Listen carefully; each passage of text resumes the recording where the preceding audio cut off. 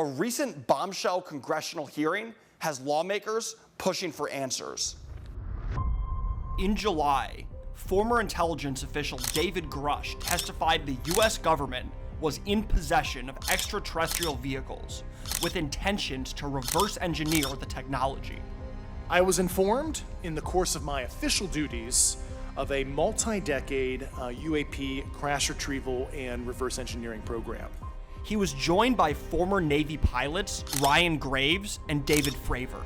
As we convene here, UAP are in our airspace, but they are grossly underreported. These sightings are not rare or isolated, they are routine. There's a whole fleet of them. Look on the ASA. They're all going against the wind. The wind's 120 knots from the west. These are not our machines. They're from somewhere else. They're not us. They're not Russians. They're not Chinese. They can do things that we cannot do. Many people believe that government secrecy on UFOs began in 1947 when something strange crashed on a ranch in Roswell. So Roswell in July 1947, something strange crashed in the desert. And the story that came out that now the world knows did not come from UFO people, not from ranchers, not from saucer nuts. It came from the U.S. military. They put out a release that said, we've recovered a flying disc, a crashed saucer. And then the day later, they changed their story, and they've been changing their story ever since.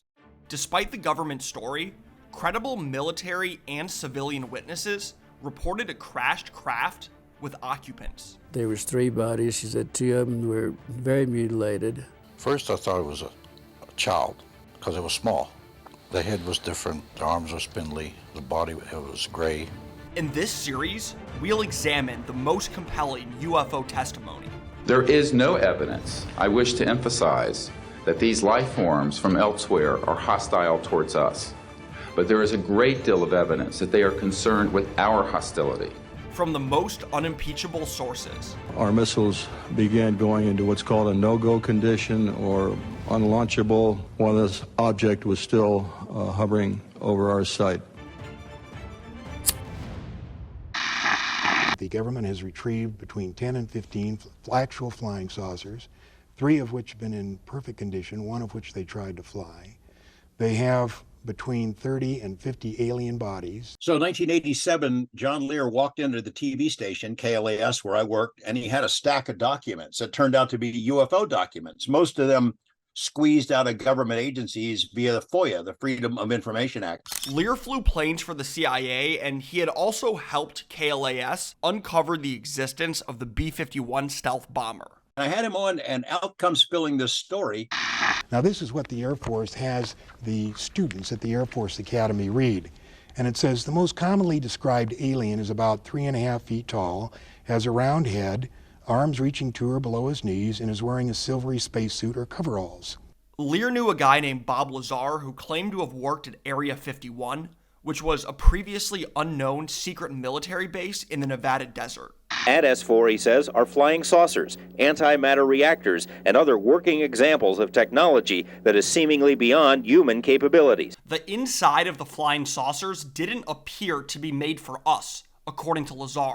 I got to look inside, and it had really small chairs, and I think that was the first confirmation I had. That was just a shocking thing. The reaction from the public was huge. The phones are going crazy in the newsroom. The general manager pulls me into the news director's office. What the heck was that all about?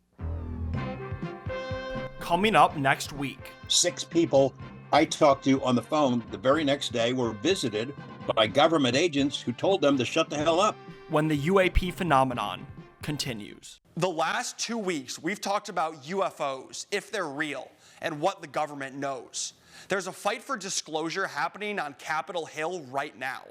I sat down with award-winning journalist George Knapp for an exclusive interview. He's been reporting on this topic for WNCT's Vegas sister station, KLAS, since the 1980s. Here's part 3. Bob Lazar said he worked at a secret facility near Groom Lake where alien technology was being reverse engineered. Bob did that interview with us, the live interview. He used a suit on him and we blacked out his face, but his bosses knew who he was. And they called him immediately after, and the line that they gave him was, "Do you know what's going to happen to you now?" Knapp told me that Lazar had threats on his life that seemed straight out of a Hollywood movie. He was carrying a gun. He went to a gym with a friend of his. They go to the gym. They lock the door. His gun is in the car. They come out an hour later. The doors to the car are open. The windows are rolled down. This Uzi that he had in the car is laying on the front seat. They just made it pretty clear that they were following him and were messing with him. And I know that we were followed as well because some of the guys who did it years later told me about it. KLAS's phones were tapped. 6 people I talked to on the phone the very next day were visited by government agents who told them to shut the hell up. Now, decades later, U.S. representatives say the Pentagon is still stonewalling their attempts at disclosure. Members of Congress who sit on Judiciary, Armed Services, and the Oversight Committees are being denied access to this information. Whistleblower David Grush has echoed Lazar's claims, but he says Congress has failed to act in a meaningful way. What we're witnessing right now is, quite frankly, the greatest legislative failure in American history. Next week, these UFOs appear over the missiles. In a couple of cases, they entered the launch control codes. There have been incursions by UFOs at basically every nuclear facility in North America. In March of 1967, Captain Robert Salas was stationed at Malmstrom Air Force Base in Montana as a nuclear missile launch officer. On the night of March 24th, he received a panic call from security. This time he was screaming into the phone saying they're looking at an object, a red glowing object hovering just above our front gate. The missiles malfunctioned at the time the object was hovering directly above the capsule. The unidentified objects displayed the physical and flight characteristics that no known aircraft type could achieve then or now. Therefore, I have concluded these objects were non-terrestrial in origin. I witnessed and watched through a telescope a UFO which hovered over a nuclear weapons storage facility. The UFO was seen near the missile silos, and the missiles were deactivated. And I'd be glad to testify to Congress that this is absolutely the truth. The whistleblower's claims from this year's congressional hearing seem to corroborate whistleblowers of the past. As I've stated publicly already in my News Nation interview, biologics came with some of these recoveries. Yeah. I've been involved where we have recovered these objects. We know them to be of extraterrestrials. There were bodies that were involved with some of these crashes, also some were alive. I know that the absence of evidence is not evidence of absence. It's evidence that has been denied to the American people.